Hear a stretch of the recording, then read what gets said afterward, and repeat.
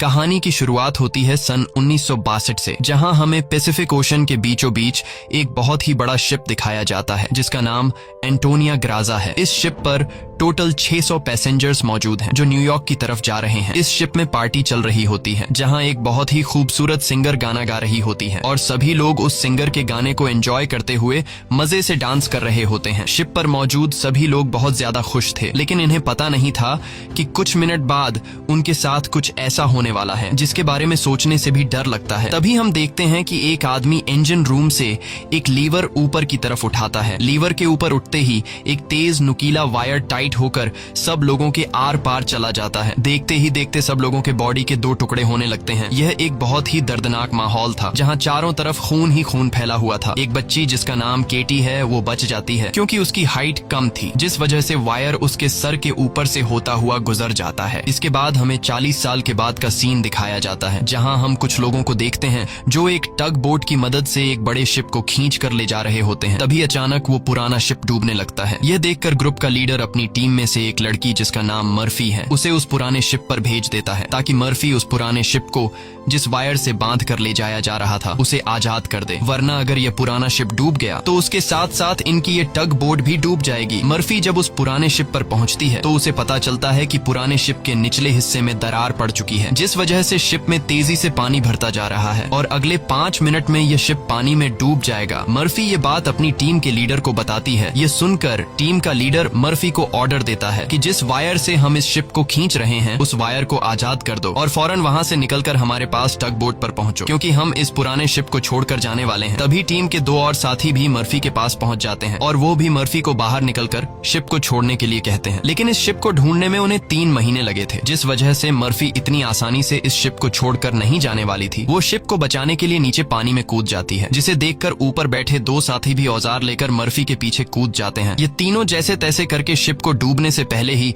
उसकी दरार पर वेल्ड करके शिप को डूबने से बचा लेते हैं और इस शिप को यह लोग मार्केट में बेचकर बहुत सारा पैसा बना लेते हैं और यह पैसा टीम का लीडर सभी लोगों में बराबर बराबर बांट देता है। यहीं जैक नाम का एक आदमी इन लोगों पर काफी देर से नजर रखे हुए था और इन सब की बातें सुन रहा था। उसे पता चल जाता है कि यह लोग समुद्र में जो शिप गायब हो जाते हैं ये लोग उन शिप्स को ढूंढ निकाल कर मार्केट में बेचकर पैसा कमाते हैं। जैक नाम का वो आदमी इनके पास आता है और इस टीम के लीडर को एक शिप के बारे में बताता है जिसमें खजाना छुपा हुआ है। जैक असल में उस शिप की बात कर रहा था जिसे 40 साल पहले एक अनजान आदमी ने लीवर खींचकर सब लोगों को मार दिया था। टीम के लीडर ने भी उस 40 साल पहले गायब हुए एंटोनिया ग्राजा नामी शिप के बारे में सुना था। टीम का लीडर कहता है कि इस शिप को बहुत से लोगों ने ढूंढा पर आज तक वो शिप किसी को भी नहीं मिला। जैक टीम के लीडर से कहता है कि मुझे पता है कि वो शिप समुद्र के किस हिस्से में है। अगर हम इस शिप को लाकर मार्केट में बेचेंगे तो हम रातों रात अमीर हो जाएंगे। पैसों का सुनते ही ग्रुप के सारे लोग इस मिशन के लिए तैयार हो जाते हैं और अगले ही दिन ये लोग अपने टग बोट में उस एंटोनिया ग्राजा नाम की शिप को ढूंढने निकल पड़ते हैं। कई दिनों के सफर के बाद ये लोग समुद्र के एक बहुत ही वीरान जगह पर पहुंच जाते हैं जहां टीम के एक आदमी को किसी शिप के आसपास होने का सिग्नल मिलता है। ये लोग समझ जाते हैं कि वह शिप जो आज से 40 साल पहले खो गया था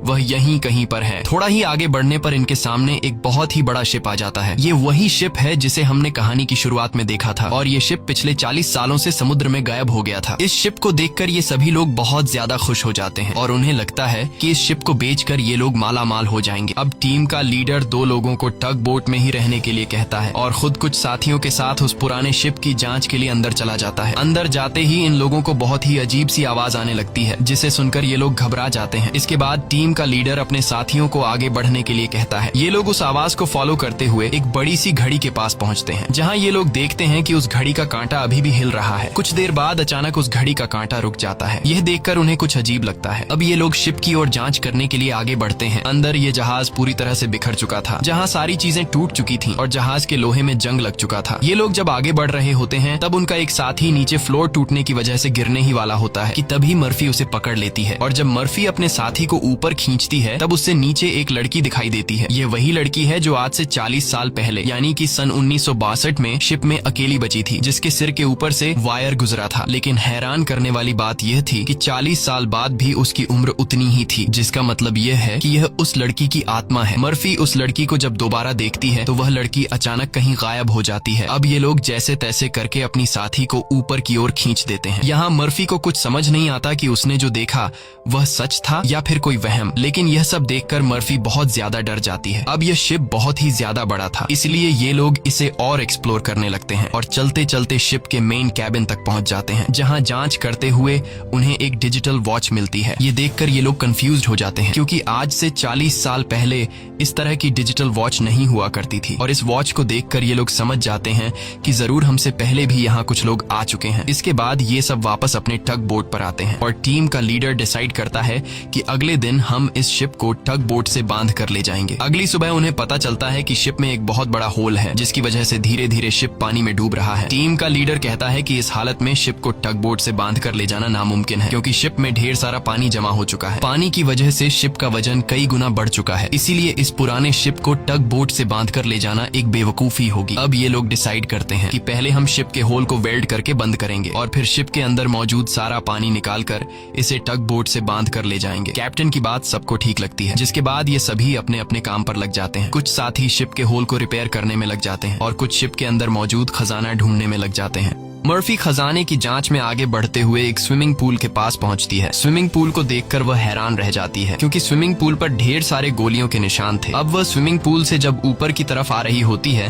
तभी एक बार फिर से वह लड़की मर्फी के सामने आ जाती है, जिसे देखकर डर के मारे मर्फी वापस नीचे पूल में गिर जाती है। उसका सर तेजी से स्विमिंग पूल के फ्लोर से टकराता है और खून निकलना शुरू हो जाता है, पर स्विमिंग पूल उसके खून को अब्सॉर्ब कर लेता है। मर्फी एक बार फिर से जब ऊपर देखती है तो वो लड़की वहाँ नहीं थी और अब वहाँ पर जैक होता है। जैक मर्फी को स्विमिंग पूल से बाहर निकालने में मदद करता है। बाहर निकलते ही मर्फी जैक से कहती है कि मैंने अभी अभी यहाँ पर एक लड़की देखी है, लेकिन पता नहीं वह अचानक कहाँ गायब हो गई। जैक मर्फी से कहता है कि यह तुम्हारा वहम होगा, यहाँ पर कुछ भी ऐसा नहीं है। इसके बाद ये दोनों आगे बढ़ते हैं और इन दोनों के यहाँ से जाने के बाद स्विमिंग पूल पूरी तरह से खून से भर जाता है। दूसरी तरफ टीम के लीडर को उस पुराने शिप के कैप्टन का रूम मिल जाता है। टीम का लीडर जब रूम के अंदर जाता है तो रूम काफी बुरी हालत में था। रिसर्च करने पर टीम के लीडर को वहाँ पर कुछ भी खास नहीं मिला। जब टीम के लीडर की नजर सामने टेबल पर पड़ती है तो वह देखता है कि टेबल पर एक शराब की बोतल और ग्लास में किसी ने पैक बनाकर रखा है। यह सब देखकर ऐसा लग रहा था जैसे अभी अभी कोई शराब पीकर चला गया हो। टीम का लीडर जैसे ही इस ग्लास को उठाकर पीने वाला होता है, तब उसकी नजर सामने लगे शीशे पर पड़ती है और शीशे में टीम के लीडर को इस पुराने शिप का कैप्टन दिखाई देता है। यह देखकर टीम का लीडर बहुत ज्यादा डर जाता है और उसके हाथ से शराब की ग्लास गिरकर टूट जाती है और टीम का लीडर डर के मारे वहाँ से निकल जाता है। इस शिप पर सभी के साथ अजीबोगरीब इंसिडेंट्स हो रहे थे। टीम का एक साथी जिसका नाम मार्क है, उसे इस शिप पर किसी लेडी सिंगर के गाने की आवाज सुनाई देने लगती है। वह उस आवाज को फॉलो करते हुए शिप के ग्राउंड एरिया में पहुंच जाता है, जहां पर वह लेडी सिंगर भी मौजूद होती है। ये वही सिंगर थी जिसे हमने कहानी की शुरुआत में देखा था। दूसरी तरफ मर्फी और जैक आगे बढ़ते हुए लॉन्ड्री रूम से बाहर जाने वाले गेट को जैसे ही खोलते हैं, तभी अंदर जमा हुआ सारा पानी उनके ऊपर आ जाता है, जिसमें कई सारे लोगों की डेड बॉडीज थी। मर्फी और जैक डर के मारे वहां से आगे बढ़ने लगते हैं। आगे बढ़ते हुए उनके सामने एक कैबिन का दरवाजा खुलता है। अंदर जाने पर जैक को एक बहुत ही लग्जरी कार मिलती है, जिसे देखकर वह बहुत खुश होता है, पर मर्फी को यहाँ कुछ गड़बड़ महसूस होता है, इसलिए वह जल्दी ही यहाँ से निकलना चाहती थी। तभी एक दूसरे रूम से उन्हें कुछ हिलता हुआ नजर आता है। जब ये दोनों उस चीज के करीब आते हैं और उसके ऊपर रखा हुआ सामान हटाकर देखते हैं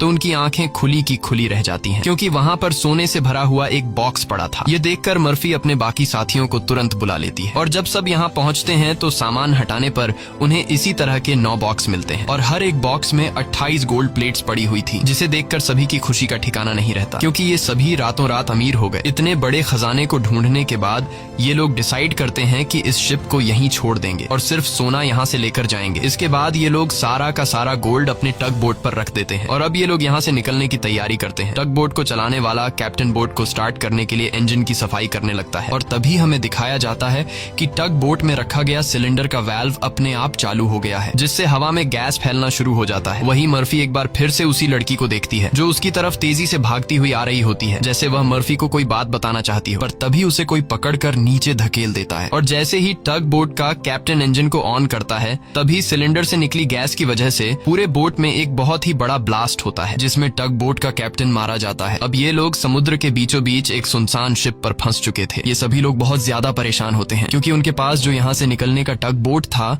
वह पूरी तरह से तबाह हो चुका था। इनका एक साथी जिसका नाम मार्क है, वो अपनी गर्लफ्रेंड की फोटो देखकर बहुत ज्यादा परेशान हो जाता है, क्योंकि 2 हफ्ते बाद उनकी शादी होने वाली थी और अब उसे लगता है कि वह कभी भी यहाँ इस शिप से बचकर नहीं जा पाएगा। परेशानी में मार्क वहाँ रखी कई साल पुरानी शराब पीने लगता है। दूसरी तरफ मर्फी भी कंफ्यूज्ड होती है कि उसे बार बार वह लड़की क्यों दिखाई दे रही है। इसीलिए मर्फी उस लड़की के बारे में जानने की कोशिश करती है। वह शिप के डेटा में पैसेंजर्स के नाम चेक करती है, जिससे उसे पता चल जाता है कि जो लड़की उसे दिखाई दे रही है उसका नाम केटी है। रिसर्च करते हुए वह केटी के रूम तक पहुंच जाती है, जहां अलमारी का दरवाजा खोलते हुए उसे केटी का ढांचा मिल जाता है, जिसे देखकर मर्फी बहुत ज्यादा डर जाती है। फिर जैसे तैसे करके मर्फी खुद को संभालती है और उस ढांचे के गले में लटके लॉकेट को उतार कर देखती है, जिसमें उस छोटी लड़की के पेरेंट्स की फोटो थी जो उसके पीछे ही खड़ी थी। उसे देखकर मर्फी को एक जोरदार झटका लगता है। केटी कहती है कि वह लॉकेट बंद मत करना, क्योंकि बहुत साल बाद मैं अपने मॉम डैड को देख रही हूँ। मर्फी को अब भी यकीन नहीं हो रहा था कि वो एक मरी हुई लड़की से बात कर रही है, पर जब वह लॉकेट को केटी के हाथ में देने लगती है तो लॉकेट केटी के हाथ से आर पार चला जाता है और अब जाकर मर्फी को यकीन हुआ कि यह लड़की कोई इंसान नहीं बल्कि एक आत्मा है। केटी मर्फी को बताती है कि इस शिप पर और भी कई सारे लोगों की आत्मा कैद है और तब तक यह सोल यहाँ से आजाद नहीं हो सकती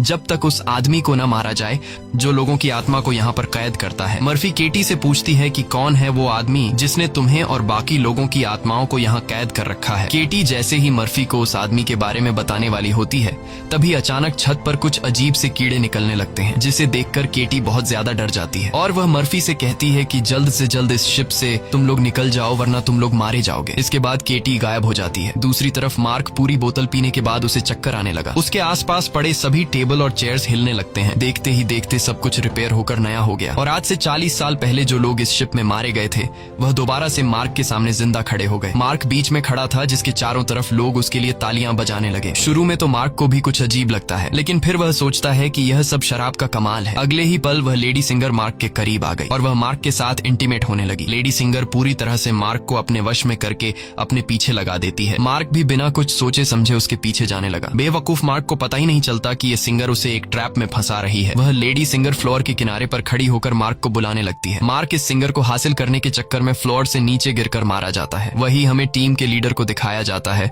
जो इस पुराने शिप के कैप्टन के रूम में बैठा होता है। तभी वह देखता है कि शराब की बोतल अपने आप ही सरकने लगी। कुछ देर बाद उसके सामने इसी शिप के कैप्टन की आत्मा आ जाती है। यह देखकर टीम का लीडर काफी ज्यादा घबरा जाता है। तब शिप का कैप्टन उसे ग्लास में शराब डालकर पीने के लिए देता है। साथ ही वह उसे फोटो देता है जिसमें एक शिप होता है जिसका नाम लोरली है। कैप्टन बताता है कि आज से कई साल पहले हमारे पास एक आदमी आया था जिसने हमें लोरली शिप के बारे में बताया। उसने कहा कि लोरेलाई शिप में बहुत ही बड़ा खजाना छुपा हुआ है। जब हमने लोरेलाई शिप को रेस्क्यू किया तब हमें सच में वो सारा खजाना मिला। कैप्टन टीम के लीडर को एक दूसरी फोटो दिखाते हुए कहता है कि ये वो आदमी है जिसने हमें लोरेलाई शिप का बताया था। टीम का लीडर उस आदमी की फोटो देखकर उसके गले में सांसें अटक जाती हैं, क्योंकि वह आदमी कोई और नहीं बल्कि जैक था और ये फोटो 40 साल पुरानी थी। 40 साल गुजरने के बाद आज भी उसके उम्र में कोई बदलाव नहीं हुआ। वह फोटो में बिल्कुल वैसा ही दिख रहा था जैसे 40 साल पहले दिखता था। अब टीम का लीडर समझ जाता है कि जैक कोई इंसान नहीं बल्कि एक भूत है। ये सब समझते ही टीम का लीडर जल्द ही अपनी टीम को इस शिप से निकालना चाहता था। वह जल्दी से अपने साथियों को ढूंढने लगता है, पर तभी उसके सामने उसका वही साथी आ जाता है जो टग बोट में गैस खुलने की वजह से ब्लास्ट में मारा गया था। दरअसल ये ब्लास्ट में मारे जाने वाले आदमी की आत्मा होती है, जो टीम के लीडर को मारने के लिए आगे बढ़ता है। लीडर उससे खुद को बचाने के लिए भागता है, लेकिन तभी उसके सामने मर्फी आ जाती है। अब ब्लास्ट में मारा जाने वाले आदमी की आत्मा तो गायब हो जाती है, पर टीम के लीडर को मर्फी का चेहरा उसी ब्लास्ट में मारे जाने वाले साथी की तरह दिख रहा होता है, जो कुछ देर पहले भूत बनकर उसके पीछे आ रहा था। इसीलिए टीम का लीडर मर्फी को भूत समझकर उसके ऊपर हमला कर देता है, पर मर्फी खुद को बचाने के लिए उसके पैर को घायल कर देती है। लेकिन इससे टीम के लीडर का ज्यादा कुछ नहीं बिगड़ता। वह दोबारा से मर्फी पर हमला करने के लिए खड़ा होता है। इससे पहले कि वह मर्फी को मार पाता, तभी पीछे से जैक आकर लीडर को लोहे के रॉड से सिर पर मारकर बेहोश कर देता है। जैक वही आदमी है जो इन सबको यहाँ लेकर आया था। पूरी टीम में सिर्फ टीम के लीडर को ही पता चल चुका था कि जैक कोई इंसान नहीं बल्कि एक डीमन है, और जैक को भी समझ आ गया था कि टीम के लीडर को मेरी सारी सच्चाई मालूम हो गई है। इसलिए वह टीम के लीडर को अपने रास्ते से हटाने के लिए सबको उसके खिलाफ भड़काता है। वो कहता है कि अगर ये दोबारा होश में आ गया तो यह हम में से किसी को नुकसान पहुंचा सकता है। सबको जैक की बात ठीक लगती है, इसलिए यह लोग अपने लीडर को एक टैंक में फेंक देते हैं। अब यहाँ से निकलने का कोई और रास्ता न मिलने पर यह लोग प्लान के मुताबिक शिप को रिपेयर करने के काम में लग जाते हैं। जल्द ही शिप में जिस सुरंग से पानी अंदर आ रहा था उस सुरंग को यह लोग वेल्ड कर देते हैं और पंप के जरिए जहाज के अंदर जमा हुआ पानी बाहर निकालने लगते हैं। मर्फी देखती है कि उनका एक साथी जिसका नाम मार्क है वो कहीं भी नहीं दिखाई दे रहा, इसलिए मर्फी उसे ढूंढने निकल पड़ती है। तभी उसके सामने उस लड़की की आत्मा एक बार फिर से आ जाती है जो उसे दिखाती है कि तुम जिस आदमी को ढूंढ रही हो वह मर चुका है। यह मार्क होता है जो लेडी सिंगर को पाने के चक्कर में मारा गया। और अब यह लड़की मर्फी के कंधे पर हाथ रखकर उसे 1962 की उस रात में ले जाती है जहां यह सारा इंसिडेंट हुआ था, जब सबके सब शिप में मारे गए थे। उस रात शिप पर मौजूद सभी लोगों को बहुत ही बेरहमी से मारा गया था और यह सब एक ग्रुप कर रहा था जिसका मकसद था इस शिप पर मौजूद सारा गोल्ड चुराना। इन लोगों ने कुछ लोगों को खाने में जहर मिलाकर मार डाला, कुछ लोगों को वायर से काटकर उनके 2 टुकड़े कर दिए और कुछ को गोलियों से छलनी कर दिया गया। इनके कहर से केटी भी नहीं बच पाई। उन्होंने केटी को उसके रूम में ले जाकर फांसी पर लटका दिया। इन सब के पीछे थी वही लेडी सिंगर जिसने गोल्ड लूटने के लिए यह पूरा प्लान बनाया था और अपने लोगों की मदद से उसने शिप पर मौजूद सभी लोगों को मार डाला। अब सारा गोल्ड उनके कब्जे में था। शिप का ऑफिसर भी लेडी सिंगर से मिला हुआ था। लेडी सिंगर के एक इशारे पर वह अपने ही साथियों को मार देता है, लेकिन जैसे ही वह मुड़ता है लेडी सिंगर उसे भी गोली मार देती है। लेडी सिंगर को लगता है कि सारा गोल्ड अब उसी का हो चुका है क्योंकि शिप पर मौजूद सभी लोग मारे जा चुके थे। लेकिन यही एंट्री होती है एक ऐसे आदमी की जो इस पूरे गेम का मास्टरमाइंड था और वह लोहे की चेन से लेडी सिंगर को लटकाकर मार देता है। मर्फी केटी की मदद से ये सब देख रही होती है और तभी वह इस गेम के मास्टरमाइंड को भी देख लेती है, जिसे देखकर मर्फी शॉक हो जाती है क्योंकि वो आदमी कोई और नहीं बल्कि जैक है जो इन्हें गोल्ड का लालच देकर यहाँ पर लेकर आया। क्योंकि शिप में छेद हो चुका था और शिप धीरे धीरे पानी में डूब रही थी, इसलिए शिप को बचाने के लिए कुछ ऐसे लोगों की जरूरत थी जो शिप को डूबने से बचा सके। इसलिए जैक ने चालाकी से इन्हें यहाँ लाया। अब शिप पूरी तरह से ठीक हो चुकी थी, इसलिए जैक को अब इन लोगों की कोई जरूरत नहीं थी और अब वह इन सबको भी मार देगा। यह सब समझते ही मर्फी को याद आता है कि हमने जैक की बातों में आकर अपने लीडर को टैंक में बंद कर दिया था। अब मर्फी अपने लीडर की जान बचाने के लिए उसके पास दौड़ कर जाती है, लेकिन अब टैंक में पानी भरने की वजह से लीडर की मौत हो गई होती है। मर्फी अपने लीडर को बचाने के लिए टैंक का कांच तोड़ने की कोशिश करती है, पर टैंक का कांच बहुत ही मजबूत था, इसलिए लाख कोशिश करने के बावजूद भी लीडर को बचा नहीं पाती। इसके बाद मर्फी अपने एक साथी के पास आती है जिसका नाम डॉज है। मर्फी डॉज को जैक की सारी सच्चाई बता देती है और कहती है कि जैक तुम्हें जहां भी नजर आए उसे शूट कर दो, मैं अपने एक और साथी को ढूंढने जा रही हूँ। मर्फी के जाने के कुछ देर बाद जैक डॉज के सामने आ जाता है, जिसे मर्फी ने कहा था कि जैक जहां भी नजर आए उसे शूट कर दो। डॉज जैक से कहता है कि यहीं पर खड़े रहो और अपनी जगह से हिलना मत। ये सुनकर जैक समझ जाता है कि मर्फी ने इसे मेरी सारी सच्चाई बता दी है। तब जैक डॉज को बातों में उलझाकर डॉज से बंदूक छीनने की कोशिश करता है, लेकिन डॉज जैक की होशियारी समझ जाता है और वो फौरन जैक पर बंदूक की गोली चला देता है, जिससे जैक दूर जा गिरता है। जिसके बाद डॉज जैक के पास आता है और देखता है कि जैक मारा जा चुका है। यह देखकर डॉज वहां से चला जाता है, लेकिन हम देखते हैं कि जैक अभी भी मरा नहीं है। दूसरी तरफ मर्फी अपने जिस साथी को ढूंढने गई थी, मर्फी को पता चल जाता है कि वो पानी में मारा गया है। अब डॉज के अलावा मर्फी के सारे साथी मारे जा चुके थे, इसलिए मर्फी डिसाइड करती है कि वो इस पूरे शिप को तबाह कर देगी। जिसके बाद मर्फी शिप के हर एक कोने में बॉम्ब फिट करने लग जाती है और तभी उसके पास डॉज आ जाता है। डॉज मर्फी को बताता है कि मैंने जैक को मार दिया। ये सुनकर मर्फी कहती है कि जैक नहीं मरने वाला है, क्योंकि जैक कोई इंसान नहीं बल्कि एक डीमन है, इसलिए हमें यह पूरी शिप ब्लास्ट करनी होगी ताकि जैक हमारी तरह और किसी इंसान को यहाँ लाकर न फंसा सके। और जैक ने जितने भी सोल्स को इस शिप में कैद कर रखा है वो सभी आजाद हो जाएंगे। डॉज यहाँ पर गुस्से से मर्फी को समझाता है कि हमें शिप को ब्लास्ट नहीं करना चाहिए, क्योंकि इस तरह से शिप में रखा सारा गोल्ड बर्बाद हो जाएगा और हमें बिना गोल्ड हासिल किए खाली हाथ घर लौटना होगा। मर्फी कहती है कि यह गोल्ड दरअसल जैक का एक चाल है जो हम यहाँ से कभी भी नहीं ले जा पाएंगे, इसलिए मुझे हर हाल में यह शिप ब्लास्ट करनी होगी। अब जैक समझ जाता है कि मर्फी किसी भी हाल में नहीं मानने वाली, इसलिए जैक अपने असली रूप में आ जाता है, जिससे हम समझ जाते हैं कि जैक ने डॉज को भी मार दिया था। जैक उसे बताता है कि तुम्हारा और मेरा काम एक ही है, जिस तरह से तुम समुद्र में फंसी हुई शिप्स को जमा करती हो उसी तरह से मैं सोल्स को जमा करता हूँ। पहले मैं भी इंसान था, लेकिन मैंने बहुत पाप किए जिसके बदले मुझे यह काम दिया गया और अब मैं सोल कलेक्टर हूँ, जिसके लिए मुझे शिप की जरूरत है और मैं नहीं चाहता कि तुम इस शिप को ब्लास्ट करो। जैक मर्फी को एक चांस देता है। वो कहता है कि जाओ, मैं तुम्हें नहीं मारूंगा, लेकिन बदले में तुम्हें इस शिप को ब्लास्ट नहीं करना होगा। पर मर्फी उसकी बात नहीं मानती, जिसके जिसके बाद जैक एक लोहे के रॉड से उस पर हमला कर देता है, जिससे मर्फी नीचे गिर जाती है। अब जैसे ही जैक मर्फी को मारने के लिए आगे बढ़ता है, तब मर्फी एक तीर चलाकर उस बॉम्ब वाले रिमोट पर निशाना लगाती है और खुद फौरन पानी में कूद जाती है, जिसके बाद शिप में एक बहुत बड़ा ब्लास्ट होता है। ब्लास्ट की वजह से शिप पानी में डूबने लगती है और मर्फी पानी के अंदर शिप के नीचे फंस चुकी होती है। अब उसे बाहर निकलने का कोई रास्ता नहीं दिखता और उसकी सांसें भी फूलने लगती हैं। पर तभी वहाँ पर केटी की आत्मा आती है, जो मर्फी को हाथ से पकड़कर ऊपर का रास्ता दिखाती है। तब मर्फी देखती है कि जैक ने जितने भी सोल्स को कैद कर रखा था, वो सभी सोल्स आजाद हो गई हैं। मर्फी बड़ी मुश्किल से ऊपर सरफेस पर आ जाती है और वो देखती है कि शिप में जितने भी सोल्स थे वो सब अपनी असली दुनिया में जाने लगे हैं। दरअसल यहाँ जितने भी सोल्स थे वो सभी जैक के गुलाम थे। सिर्फ केटी की सोल उसकी गुलाम नहीं बन पाई, क्योंकि केटी की सोल पवित्र थी, जिस वजह से जैक उस पर ज्यादा कंट्रोल नहीं कर पा रहा था। इसीलिए केटी की सोल बार बार मर्फी की मदद कर रही थी। यहाँ मर्फी एक बॉक्स के सहारे समुद्र में तैरती रहती है और तभी वो एक शिप तक पहुंच जाती है, जो शिप उसे रेस्क्यू कर लेता है। जब उसे पोर्ट पर लाया जाता है तो वह अपनी एम्बुलेंस से देखती है कि जैक अभी भी जिंदा है और शिप का जितना भी गोल्ड था वो उस गोल्ड को एक दूसरे शिप में ट्रांसफर कर रहा है, ताकि उस गोल्ड के लालच में वो और भी लोगों को मार सके और उनकी आत्माओं को कैद कर सके। इसी के साथ ये कहानी खत्म हो जाती है। अगर आपको हमारी वीडियो अच्छी लगी हो तो हमारे चैनल को सब्सक्राइब और वीडियो को लाइक जरूर कीजिएगा।